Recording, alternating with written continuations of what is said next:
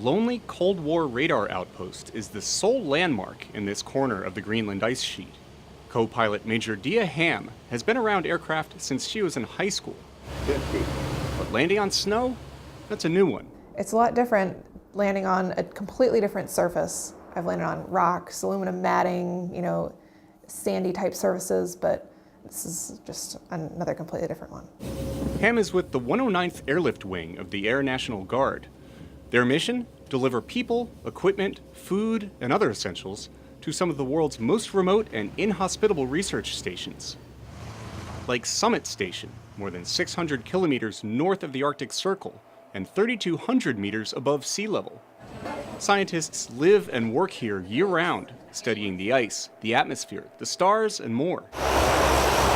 It would not be possible without the Air National Guard, or ANG, says science technician Marissa Gorky. Pretty much everything that you see here was brought up by the ANG. The fuel here comes from the ANG, and that's what keeps this place running. Keeping the 109th running smoothly means yearly trips to this landing strip on the snow, says Unit Commander Major Emery Jankard. That's where we do primarily most of our training, so getting our practice takeoffs and landings and doing our airborne radar approaches. Jankard says this training site was once on the front line of the Cold War. We used to have another mission up here with the DEW line, the Distance Early Warning radars. Distant Early Warning Line, they named it. DEW Line, it became. The DEW line was a chain of radar stations that spanned the Arctic. It was built in the 1950s as the Cold War was intensifying. What was once the impassable Arctic now provides the quickest routes for attack from a wide sector of Europe and Asia.